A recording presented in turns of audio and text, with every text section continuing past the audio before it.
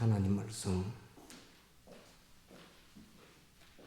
출애굽기 20장 오늘 십계명 배웁니다. 출애굽기 20장 1절 출애굽기 20장 1절 20장 1절 출애굽기 20장 1절입니다. 오늘 십계명 배웁니다. 창세기 다음이 출애굽기입니다.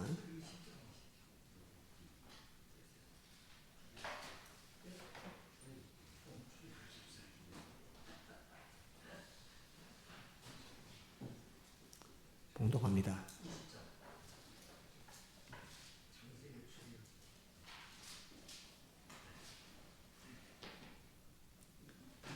봉독합니다. 하나님이 이 모든 말씀으로 일러 가라사대 나는 너를 애굽 땅 종되었던 집에서 인도하여 낸 너의 하나님 여호와로라.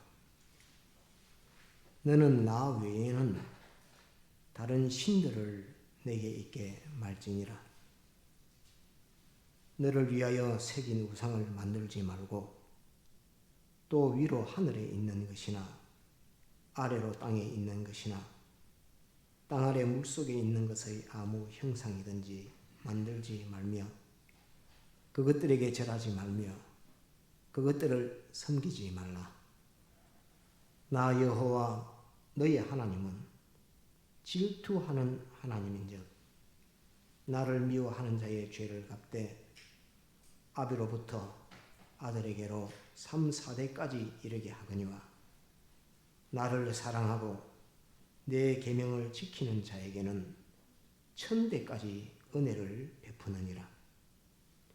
너는 너의 하나님 여호와의 이름을 망령되이 일컫지 말라. 나 여호와는 나의 이름을 망령되이 일컫는 자를 죄 없다 하지 아니하리라. 안식일을 기억하여 거룩히 지키라. 엿새 동안은 힘써 내 모든 일을 행할 것이나 제7일은 너의 하나님 여호와의 안식일인즉 너나 내 아들이나 내 딸이나 내 남종이나 내 여종이나 내 육축이나 내 문 안에 유하는 객이라도 아무 일도 하지 말라. 이는 엿새 동안에 나 여호와가 하늘과 땅과 바다와 그 가운데 모든 것을 만들고 제7일에 쉬었습니다. 그러므로 나 여호와가 안식일을 복되게 하여 그날을 거룩하게 하였느니라. 3일 밤예배 때도 십계명을 증거했고 계속 이 십계명을 증거하고 있습니다. 증거하고 있는데 오늘 목도 시간에 본 말씀처럼 이 계명은 우리에게 무거운 짐을 지어주려고 이거 너거 이 짐을 져라 하는 것으로서 무거운 짐을 지어주려고 계명을 주신 것이 아닙니다. 계명을 주신 이유는 우리가 하나님과 얼마만큼 반대되어 있는가 하는 그것을 스스로 인식시키고 자각하기 위해서 계명을 주신 것입니다. 그래서 십계명을 통해서 나는 하나님의 말씀을 이렇게 순종하는 사람이 되었구나. 또 십계명을 통해서 나는 하나님과 이렇게 생각도 뜻도 소원도 행위도 다르구나 하는 그것을 알게 하기 위해서 십계명을 주신 것입니다. 십계명을 예전에 율법과 하나님의 사랑을 증거할 때도 여러분들에게 전했지만 십계명을 지킨다고 천국 가는 것이 아닙니다. 영을 가리켜서 십계명을 안 지킨다고 지옥 가는 것이 아닙니다. 오늘 십계명 제일 서두에 보면 하나님이 1절 한번 봅시다. 하나님이 이 모든 말씀으로 일러 가라사대 나는 너를 애굽 땅 종되었던 집에서 인도하여 낸 너의 하나님 여호와로라 이렇게 되어 있습니다. 곧 애굽에서 너를 구출해낸 이미 구원해낸 여호와 너의 하나님 여호와인데 이 계명을 너희에게 준다 하는 그 말입니다. 곧 이 십계명은 예수님 안 믿는 사람하고는 아무 상관이 없고 지옥 갈 사람하고는 아무 상관이 없습니다. 주님께서 흘리신 십자가 보배 피의 공로로 말미암아 하나님의 성령께서 질도 진리가 내 속의 영을 다시 살리는 중생의 역사를 거쳐서 중생하고 난 이후에 거듭난 것이랍니다. 예수님 믿게 된 사람, 곧 지옥은 지가 아무리 가고 싶어도 지옥을 못 가는 사람, 천국은 가기 싫어도 반드시 천국에 갈 수밖에 없는 사람, 곧 우리에 대해서 주신 말씀입니다. 그래서 이 십계명은 지옥 갈 사람들에게 주신 말씀이 아니고 천국 갈 사람들에게 주신 말씀인데 마음과 몸의 행위, 한번 답합시다. 마음의 행위, 몸의 행위. 네, 우리 사람들은 우리가 조금만 생각해 보면 우리 몸으로만 행동한다고 생각하지만 몸으로만 행동하는 것이 아니라 마음도 행동합니다. 마음도 행동하고 몸도 행동하고 그 속에 우리가 다시 살아난 영도 행동합니다. 그래서 행동은 영의 행동도 있고 마음의 행동도 있고 몸의 행동도 있다 하는 요거를 우리가 항상 우리는 중생된 사람으로서 기억해야 됩니다. 사람들은 세상 사람들이나 우리가 이렇게 들어보면 사람들을 대해보면 몸의 행위만을 강조해서 많이 나타내고 하니까 행동은 몸만 행동한다라고 생각할지 몰라도 조금만 생각하면 우리 마음도 행동한다. 그것보다 조금 더 생각해오고 기도하면 우리 속에 내 속에 주적인 영이 행동하고 활동하는구나. 이 영이 마음에다가 명령하는 행동도 하는구나. 또 마음을 통해서 몸에게 너는 그렇게 죄를 짓지 말아라 라고 양심에게 명령해서 영이 양심을 통해서 우리에게 말씀하는 그 행동도 하는구나 하는 것을 알 수 있습니다. 그래서 행동은 따라합니다. 영의 행동, 마음의 행동, 몸의 행동, 이 세 가지가 다 행동한다는 것을 우리가 꼭 이걸 알아야 됩니다. 이걸 망각하면 껍데기 사람의 몸의 행동만을 보고 그 사람이 좋은 사람이다, 나쁜 사람이다 이렇게 알고 있지만 그게 막 사람들이 쏘가 넘어가는데 중요한 건 그게 아니고 몸의 행동도 있지만 그 속에 마음의 행동이 몸의 행동을 이용해서 마음의 행동이 하는지 몸이 거룩한 뜻을 따라서 진실되게 몸에게 명령해서 마음이 몸에게 명령해서 몸이 마음의 뜻하는 대로 행동하는지 그런 것들을 우리가 보는 안목이 있어야 되고 지혜가 있어야 됩니다. 그래서 이 십계명은 지옥 갈 사람들에게 주신 계명이 아니라 천국 가는 사람, 우리들에게 주신 계명이라 하는 그 말씀을 꼭 기억해야 됩니다. 예수님 안 믿는 사람, 지옥 가는 사람하고는 이 말씀은 아무 해당이 없는 말씀입니다. 나는 너를 애굽 땅 종되었던 집에서 인도하여낸 너의 하나님 여호와로라 이렇게 되어 있습니다. 그런데 여기에서 굉장히 어려운 큰 문제가 하나 있습니다. 이 서론입니다. 아직 10계명이 1계명도 안 했는데 하나님이 이 모든 말씀으로 일러 가라사대 나는 너를 애굽 땅 종되었던 집에서 인도하여낸 너희 하나님 여호와로라 이렇게 말합니다. 애굽은 무엇을 가리켜 애굽이라고 이야기하냐면 한번 따라합시다. 세상은 몇 가지로 되어 있느냐면 한번 따라합시다. 죄, 마귀, 사망, 그 다음에 그의 종된 것들. 따릅시다. 죄, 마귀, 사망, 그의 종된 것들. 그의 종된 사람, 그의 종된 것과 합쳐서 죄, 마귀, 사망으로 뭉쳐진 것을 성경에서는 뭐라고 하느냐면 애굽이라, 세상이라 이렇게 말합니다. 근데 하나님께서 이 계명을 주실 때에 나는 너를 애굽 땅 종되었던 집에서 인도하여 낸 너희 하나님 여호와로라 이렇게 말합니다. 애굽에는 그러면 어떤 사람이 사느냐 하면은 애굽에 애굽 사람이 살고 그 다음에 애굽 사람의 종된 사람이 삽니다. 애굽에는 세상에는 세상 사람이 살고 세상에 종된 사람이 삽니다. 원래 세상에 속하지 않아가지고 세상에 종으로 사는 사람이 있습니다. 그 사람을 가리켜서 성경은 누구라고 이야기하느냐면 따라합시다. 우리를 종이라고 하나님이 성경에 딱 그래놨어요. 나는 너를 애굽 땅 종되었던 집에서 인도하여낸 너의 하나님 여호와라 이렇게 말씀합니다. 너는 세상의 종이었어. 세상 사람들이 많이 죄, 마귀, 사망의 종된 그 사람들이 막 살고 있는 그 속에서 너는 그 세상의 종이어서 그 사람들의 종이었다고 성경에 이렇게 기록해 놓고 있습니다. 이스라엘 백성들에게 하나님이 말씀하시기를 너희는 자유자야, 너희는 행복자야 이렇게 말하지 않고 너희는 애굽 땅 종되었던 집에서 인도하여낸 너희 하나님 여호와라. 나는 너를 애굽 땅 종되었던 집에서 인도하여낸 너희 하나님 여호와라 말씀하시면서 우리가 세상이 종이 되었었다고 그렇게 말씀합니다. 그래서 우리는 내가 언제 세상의 종이 되었다고 그런 적이 없는데 이렇게 알고 있지만 세상 사람들은 원래 살다가 사망의 종이요, 사망의 세상이요, 죄의 세상이요, 마귀의 세상이요. 그거 다 부화되고 종된 것들인데 우리는 어쩔 수 없이 본질 본성이 그게 아니고 하나님에게 속했고 진리에게 속했고 영감에게 속해서 하나님에게 속하고 진리에게 속했던 우리가 어쩌다 보니까 하나님과 진리에게 속하지 않고 그 세상의 종이 되어 있던 우리들입니다. 무엇 때문에? 한번 따라합시다. 죄의 원죄와 본죄라고 하는 죄 때문에 세상의 종이 되어 있었던 우리들입니다. 우리는 내가 언제 세상의 종이 되었다고 이렇게 생각할지 몰라도 어제 제가 전도하러 가니까 어떤 나이 드신 분이 예수님 믿고 건너듭시다 하니까 나는 자유당 시절 때부터 내 주먹을 믿으라고 이렇게 하고 살았다고 그렇게 말합니다. 자유당 시절이면 언제입니까? 그 이승만 그 시대죠. 자유당 시절 때부터 해가지고 나는 내 주먹을 믿으라고 이렇게 하고 살았다면서 할아버지가 그렇게 말씀하시는 걸 들었습니다.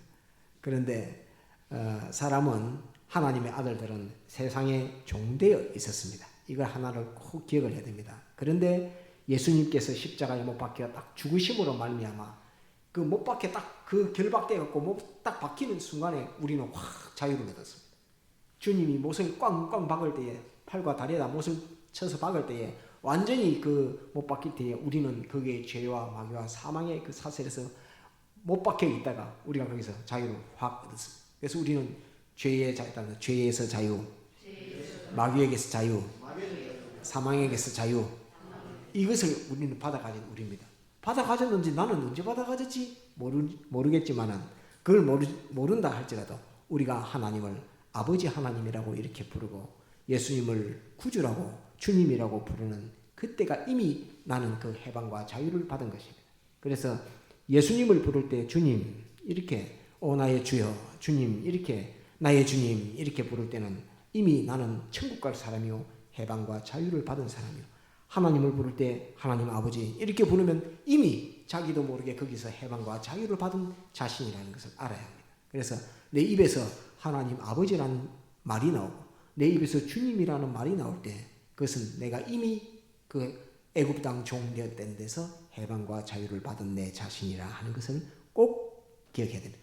하나님께서 이 십계명 모든 말씀을 주실 때에 제일 근본적인 서론적으로 제일 첫마디로 너는 애굽의 종이었어. 거기서 내가 너를 해방과 자유를 시켰다. 애굽 땅 종되었던 집에서 인도하여낸 너의 하나님 여호와라 이렇게 합니다.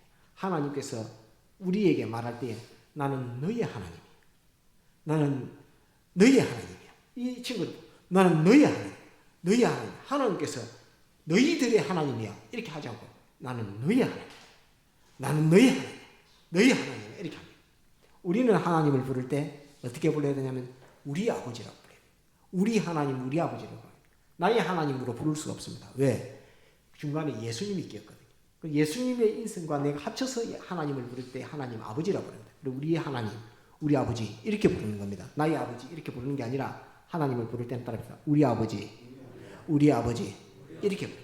주님을 부를 때는 우리 주님 이렇게 불러도 되고 어떻게 부르죠? 나의 주님, 나의 주님.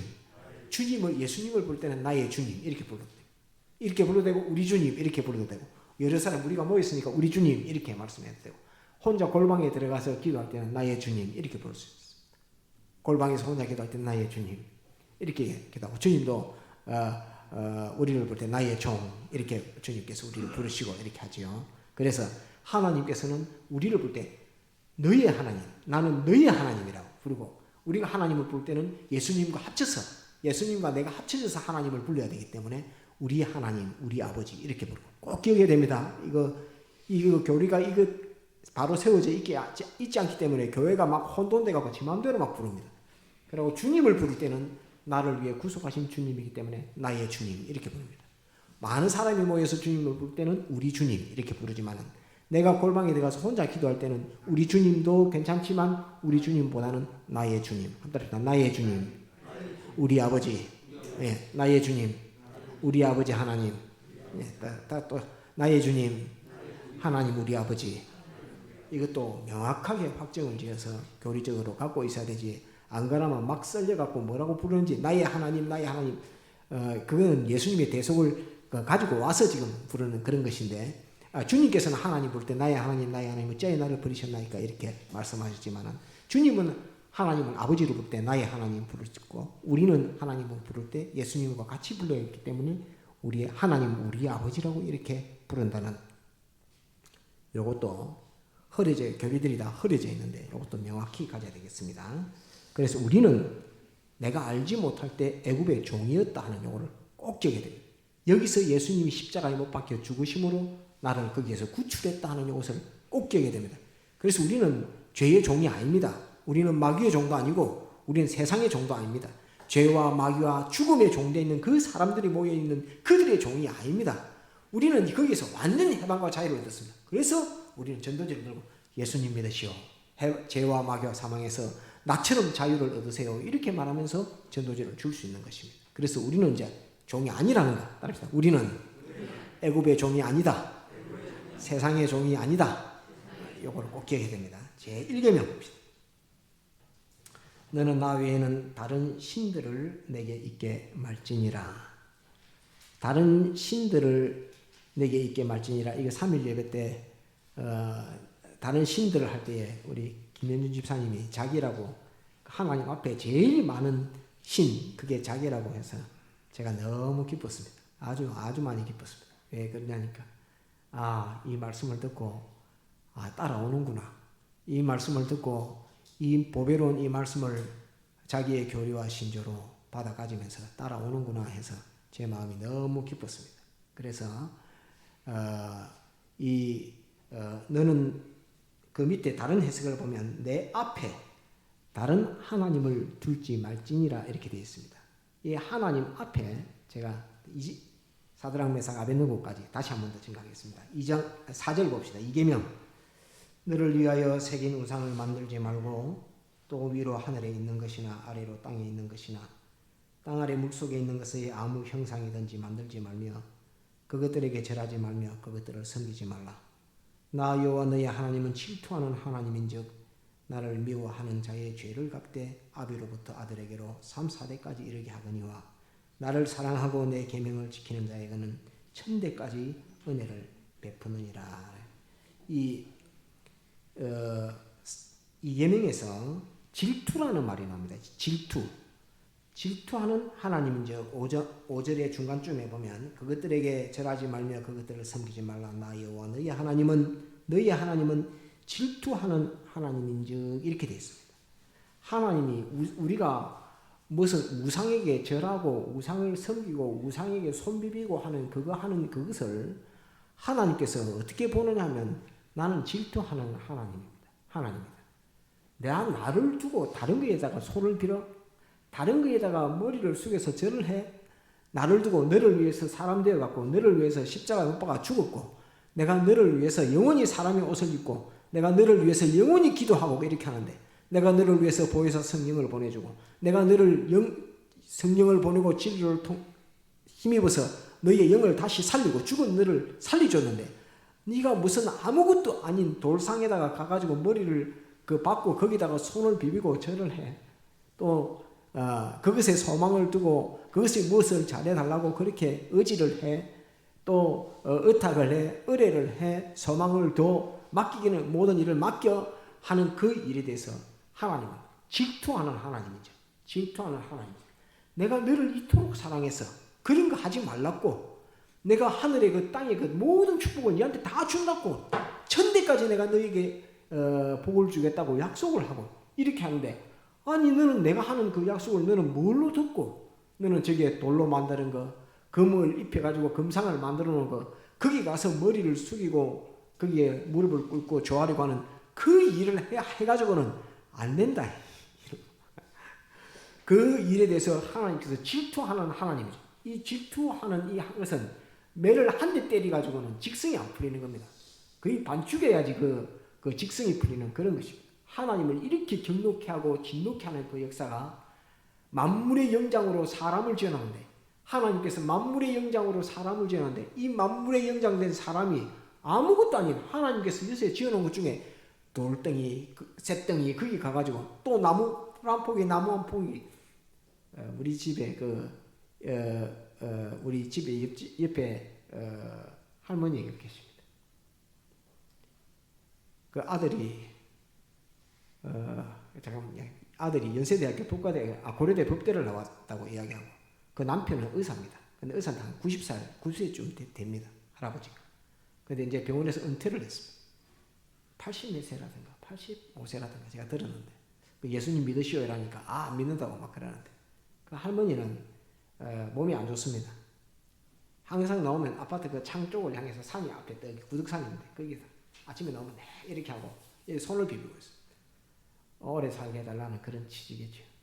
자식들은 다 잘 돼서 뭐 법대를 나오고 뭐를 하고 유학을 갔다 와서 무슨 교수를 하고 뭐 다 그렇게 해도 그래 하는데, 둘째 아들이 교회를 다녔대요. 근데 교회 다니는데 아버지한테 예수 믿으라고 그렇게 이야기해요. 예수 믿어야 됩니다니까. 내가 이놈아, 내가 너를 어떻게 공부를 시켰는데 네가 그 고려대 법대까지 나와가지고 그 하면서 그렇게 배워가지고 공부시켰더만은 꼬장 내한테 하는 말이 예수 믿으란 말 하나. 이놈의 자석 하면서 니는 제사도 안 지낼까 하면서 엄청나고 욕을 해대면서 자기 둘째 아들에 대해서 그놈이 구려막심한 놈이 돼가지고 내보고 예수 믿으라 한다고 그렇게 말합니다. 그러니까 제가 예수님 믿어야 됩니다.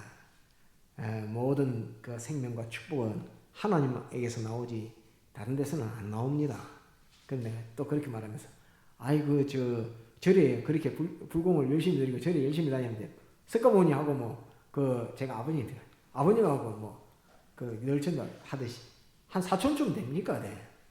100천도 넘을 거 아닙니까? 석가모니하고 제 아버님하고 천수가 어떻게 되는데요? 아버지 안 되시잖아요. 아버지 안 되는 것 같으면 극락에 갖다 놔도 극락이 바늘방석이지, 영원토록 바늘방석이지 그분이 극락의 주인인 석가모니 부처가 아버님하고 4천도 아니고 8천도 아니고 100천도 넘을 낀데 그래가지고 극락이 평안하겠습니까?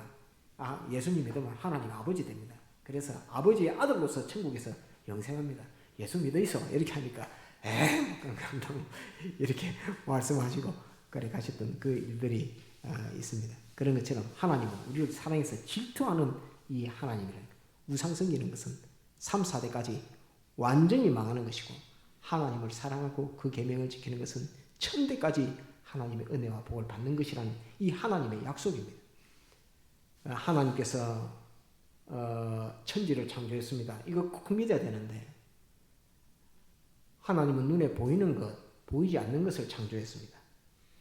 보이는 것은 눈에 보이니까 이렇게 아주 큰 것 같이 보이고, 우주가 별이 많으니까 막 엄청나게 큰 것 같이 보이지만, 보이지 않는 것은 그것보다 더 큽니다.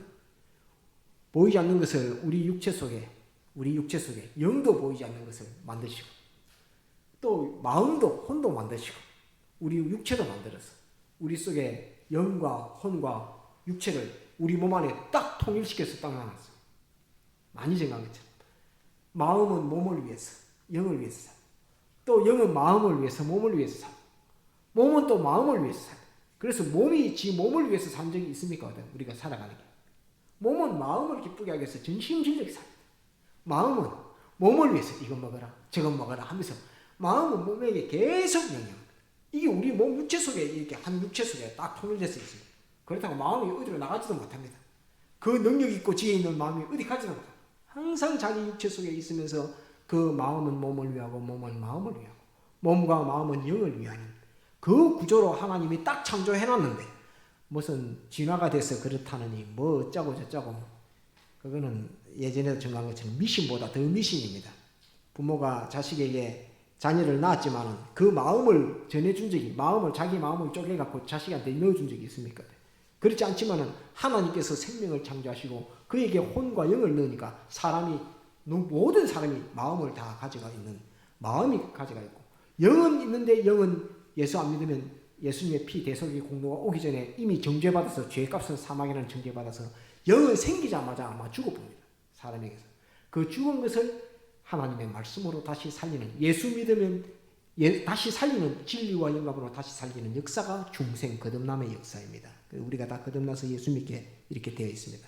이렇게 하나님이 창조하신 건데, 그 창조주 하나님을 버리고 창조한 그거 뭐 돌이니 뭐니 그거 저라고 그거 생긴다고 그게 뭘 가르쳐 준다고 막 하는 그것이 얼마나 하나님의 창조하신 만물의 영장으로서 어리석은 일인지를 모릅니다.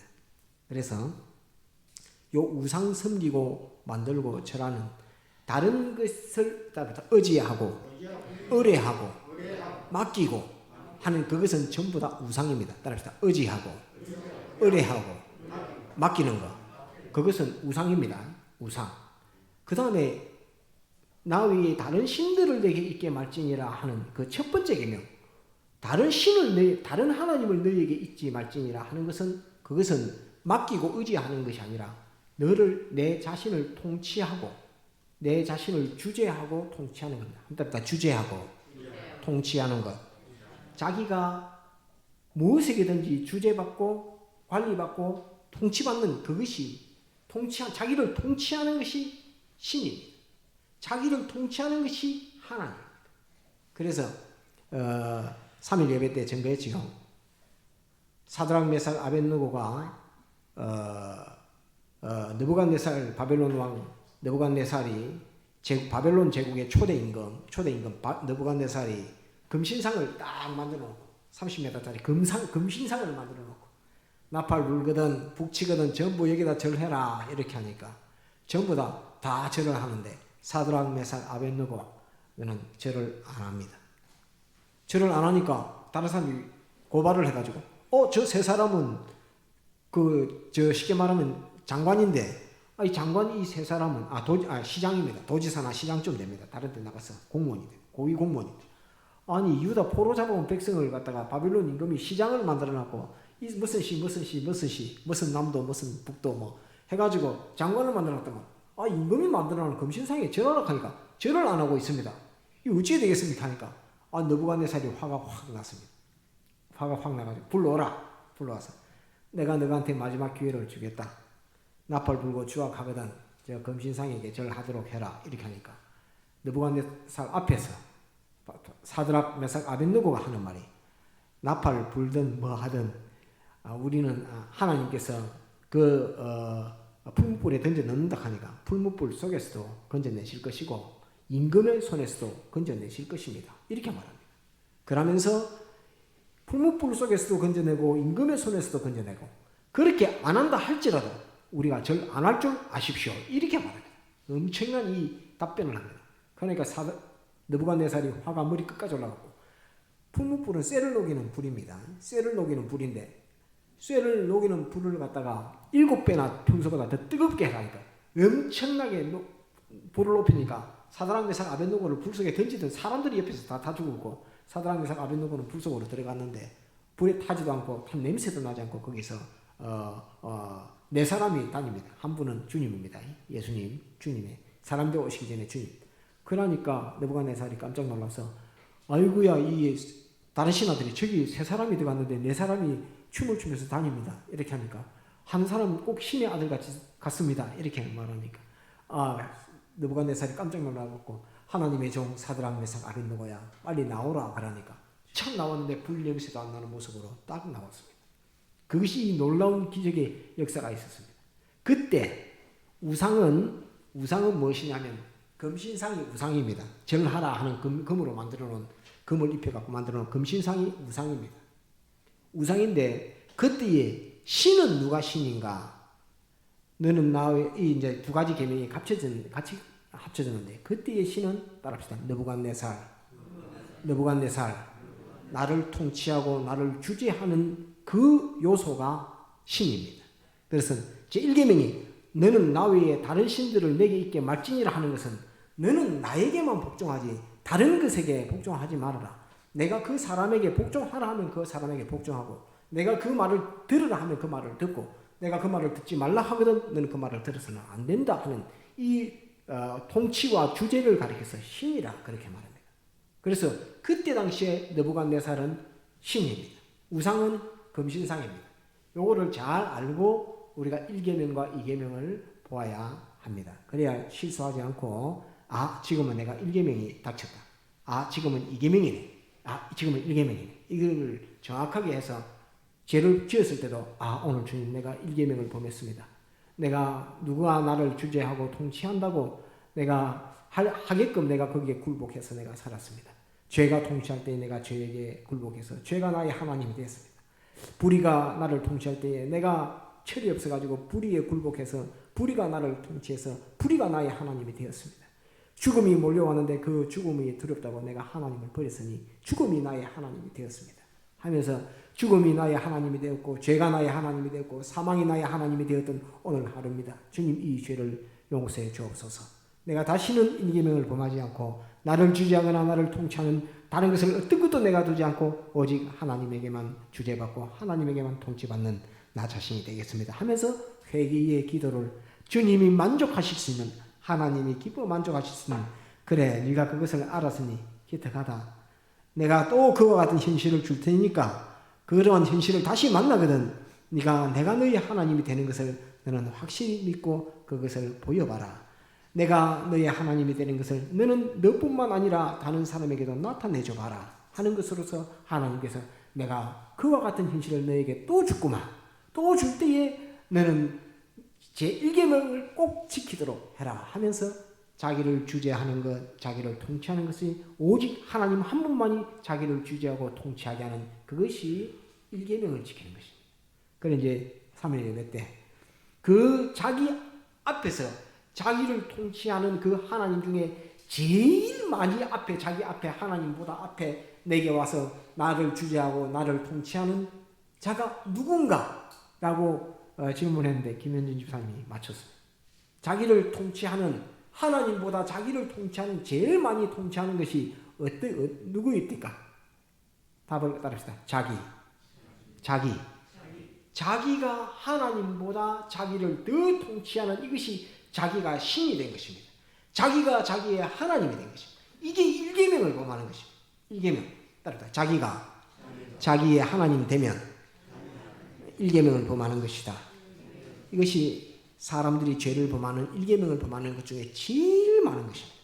자기가 자기의 하나님이 되는, 자기가 자기의 하나님이 되는 이거는 알지도 못하고 감각도 못하고 느끼지도 별로 못합니다. 그런데 이 말씀을 가지고 고요히 생각하면 누가 나를 주재하고 누가 나를 통치했던가 하는 것을 가만히 생각하면 내 자신이 나를 주재하고 내 자신이 나를 통치하는 것이 하나님이 나를 통치하는 것보다 훨씬 많았다는 것을 알게 됩니다. 그래서 나는 내 자신을 하나님으로 모시고 있는 자다, 나는 내 자신을 하나님같이 대우하는 자다 하는 그것을 가지고 하나님 앞에 회개하는 회개가 있어야 비로소 신앙이 훅 성장해가지고 하나님을 보는 그 안목, 나 자신을 보는 안목, 진리를 깨닫는 그 진리를 아는 그 지각의 그 모든 은혜 역사, 이것을 받아서 사람이 확 자라서 훅 커지게 이렇게 되는 것입니다. 2계명은 했고 1계명은 방금 또 증거했고 3계명 한번 봅시다. 7절 너는 너의 하나님 여호와의 이름을 망령되이 일컫지 말라 이랍니다. 너는 너의 하나님 이렇게 되어 있습니다. 너의 하나님 여호와의 이름을 망령되이 일컫지 말라. 오늘 새벽 예배 때 증거했습니다. 하나님이 너의 하나님이라고 서론에서도 서두에서도 말씀했지만 나는 너의 하나님이야. 내가 너에게 은혜 베푸고 너에게 너를 지도하고 너에게 가르쳐주고 너에게 모든 좋은 것을 주고 너를 인도하고 전부 다 너에게 은혜 베풀어 준다. 곧 너의 현실은 내가 만들어 준다는 말이 너의 하나님이. 너의 현실은 따르다. 너의 현실은 내가 만들어 준다. 너의 현실은 내가 만들어 준다. 그래서 우리는 잘 알지 못해도 어제 분이 내 주먹을 믿으라는 것은 그 철이 없어서는 것입니다. 우리 모든 실은 하나님이 주권의 능력과 주권의 지혜, 그 완전한 지혜와 완전한 능력으로 또 주권을 가지시고 우리에게 만들어주시는 현실입니다. 만들어주시는 현실이기 때문에 망령이라는 말이 나옵니다. 망령. 망령은 무슨 말이냐 하면은, 와, 하나님이 내한테 이런 현실을 주시고, 와, 하나님이 우리나라에 전쟁이 나게 했고, 와, 하나님이 지진이 나게 했고, 와, 이 하나님이 이런 일이 벌어져서 사람들이 나를 미워하게 만들고, 요렇게 자기가 하나님이 자기에게 만들어주신 현실을 따라합시다. 원망하는 것. 원망하는 것. 예. 그래서 이 원망하는 이것이 망령되이 일컫지 말라 이렇게 말합니다. 하나님께서 내가 너에게 너의 직장 생활이나 학교 생활이나 만나는 사람이나 만나는 사건이나 전부 내가 너에게 만들어준다. 네가 볼 때에 아이고 참 이게 이런 와이 현실을 하나님 내게 주시는 거. 이렇게 복잡하고 어려운 현실, 이렇게 난제와 같은 현실, 이렇게 이러지도 못하고 저러지도 못하는 그런 현실, 왜 참 이렇게 절망할 수밖에 없는 이런 현실, 이런 현실들로 하나님이 내게 주시는 거, 이렇게 하면서 원망 불평하는 죄가 3계명을 범하는 것입니다. 달리 말하면 모든 현실을 어떻게 해라는 거죠?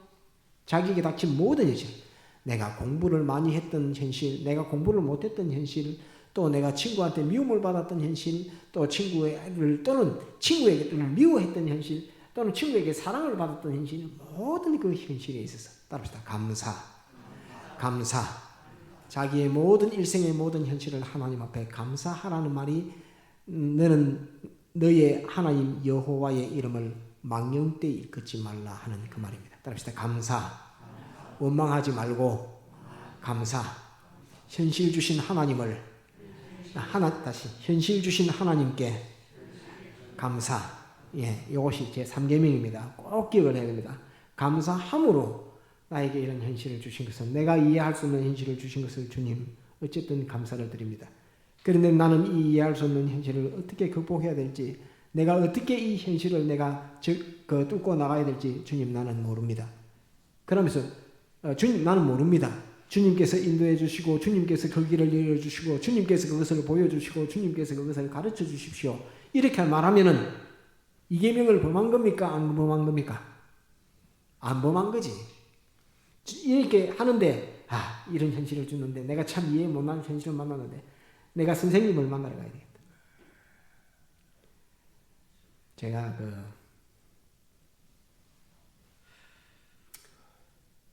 제가 군대에 있을 때 교통사고를 냈어요.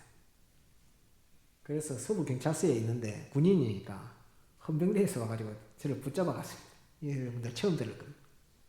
헌병대에 잡혀서 붙잡혀 갔는데, 얼마나 그 헌병대가 저는 제 검사 앞에 가가지고 신문 받는 것이 얼마나 힘든 삶이라는 걸 내가 한번 그때 경험했습니다. 아침에도 부르고 밥 먹고 오면 점심 때도 부르고 그 다음날도 또 부르고 해갖고 조서를 몇 번 쓰는지 모릅니다. 왜 그러냐면 조서 쓰는 게 앞에 말과 뒤에 말이 틀리면 이건 증거인멸입니다. 그래서 앞에 아침에 한 증거나 저녁에 한 증거나 3일 지나서 쓴 진술한 거나 진술이 다 똑같아야 돼. 그게 다르면 증거인멸이야. 거짓 증거가 돼. 형을 억수로 세게 받아야 돼. 그런데 그때 제 이종이죠. 이종 6촌인가 8촌 되나 잘 모르겠지만 형님이 김해 공군부대, 제가 공군 나왔는데 공군부대 법무관 실장이었습니다. 제 형님이 이종 저게 대법원 재판연구관에 있습니다. 고등법원장까지 하고 지금 김현장에 있다고 제가 알고 있는데, 그랬는데 헌병대에서 제 신원조사를 딱 하니까 이종 형이 법무관 실장이다 이렇게 된 겁니다. 나고 부대가 발칵 뒤집어 있었어. 야, 법무관 실장이, 군대에서 법무관 실장은 검사임이 곧 판사입니다. 검사임이 판사인데, 그랬는데 이제 그렇게 말고 했는데 내 마음에 끝까지 하나님 한 분을 의지하고, 내가 죄 짓다가 그런 게 아니고 예배 보러 가다가 아이 발등을 치웠거든요. 예배 보러 가다가 아이 발등을 치웠는데 하나님께서 왜 내게 이런 현실을 주시는가? 아침에도 불러가고 점심때도 불러가고 저녁에도 불러가고 조서를 계속 쓰고, 사람이 그냥 헌병대에 붙들려 가가지고 막 죽을지. 그러니까 마음에 하나님을 의지하는 마음이 처음에는 100% 의지하는, 조금 줄어갖고 70%, 30% 형님을 의지하는 마음이 생겨요. 법무관 실장입니다. 나를 재판해야 할 사람이 형님입니다. 의지가 생기고, 또 좀 더 시간 너무 괴롭히니까 하나님 의지하는 거 50% 생기고, 법무관 실장 형님 의지하는 게 50% 생기고, 또 좀 지나가니까, 그런데 100% 그 의지하는 건 그렇게는 안 되는데, 이 중량이, 의지하고 의뢰하는 이 중량이 하나님 100%에서 하나님 점점 낮아지고, 저 형님을 의지하는 것은 점점 높아지고, 이래갖고 이게 비슷하게 이렇게 갑니다. 근데 그거라면서 가니까 그 아이를 키웠는데, 거기에 이제 사무관이 있습니다. 주사. 사무관이 갑자기 오라 하더만 가니까 이게 반성문 한 장 쓰고 가라 이렇게 얘기하더라. 그래 끝나버렸습니다. 형님 법무관 실장이 반성문 한 장 쓰고 나왔습니다. 반성문을 한 장 쓰고 탁 나오는데 제 마음에 하나님 그 회개입니다. 처음에는 하나님을 100% 의지했는데 왜 하나님을 100% 의지하던 그것이 점점 바뀌어가지고 사람을 의지하는 것이 반쯤 이렇게 비슷하게 이렇게 됐는가. 그러면서 내가 이렇게 진실이 없는 사람이다 하는 그것을 느끼고 그런 회개를 했던 적이 있어서 끝까지 하나님을 100% 의지하고 의뢰하는 그것으로서 벌을 받아가지고 막 감옥에 갔으면은 완전하게 하나님을 의지하는 것으로 끝이 났을 낀데, 거기 그렇지 않고 인간이 중간에 들어가지고 주권자입니다. 이 법무관 실장은 사단장도 벌벌 떱니다. 여러분들 군대 법무관 실장은 사단장도 벌벌 떱니다. 네, 그랬는데 판사요 곧 검사입니다.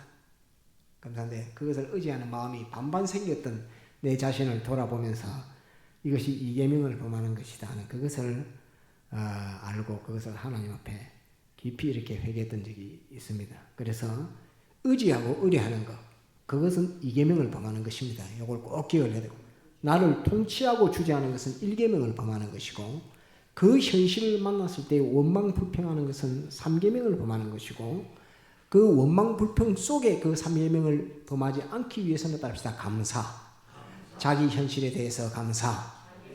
이 감사를 가지고 있어야 된다는 이것을 꼭 기억을 해야 됩니다. 네 번째 이제 계명은 안식일을 기억하여 거룩히 지키라 하는 이 말씀입니다. 주일을 안식일은 날짜만 바뀌었지, 안식일을 지키는 형식은 주일로 날짜만 새로운 안식일로 주일로 날짜만 바뀌었지, 안식일은 원래 토요일인데 지키는 것은 똑같습니다. 왜 똑같느냐 하면 주님께서 안식일을 이렇게 지키라, 바리새인들이 네가 안식일을 범하느냐라고 주님에게 바리새인들이 막 송사를 할 때에 주님께서 안식일은 그렇게 안 지켜도 돼, 주일은 그렇게 안 지켜도 돼 하신 말씀이 한마디도 없습니다. 성경에. 바리새인들이 밀밭 사이로 지나가는 사람들이, 제자들이 가면서 밀밭을 까먹어서 먹으니까 배가 고파서 먹고 이렇게 하니까 바리새인들이 너희는 안식일날 너희는 추수를 해서 밥을 해먹는다 이렇게 말하고, 밥을 해먹으니까 그걸 먹으니까 그게 안식일을 범했다라고 이렇게 막 욕할 때도 안식일을 그런 걸 안 해도 돼, 안 지켜도 돼 이렇게 말씀하지 않고 너희는 순외식이다. 다윗이 그 진설병을 하나님의 성전에 들어가서 그 제사장이 주는 진설병을 먹은 것을 알지 못하느냐. 너희는 사람을 구원하는 그 면에 보지 않고 사람을 율법으로만 딱딱 재단해서 정죄하는 그 일만 하니까 너희는 순외식자라고 주님이 그렇게 말씀했지, 안식일을 지키는 것을 그렇게 지키지 말고 이렇게 지키라라고 하신 적이 없습니다. 그래서 안식일을 지키는 형식은 똑같고 날짜만 주일로 바뀌었다는 이것을 꼭 기억해야 됩니다. 따라합시다. 주일은 안식일에 지키는 형식을 똑같이 지키고 날짜만 바뀌었다. 이것을 꼭 기억해서 안식일을 지키는 형식은 8절에 보면 안식일을 기억하여 거룩히 지키라. 거룩히 지키라 말은 구별하라는 말입니다.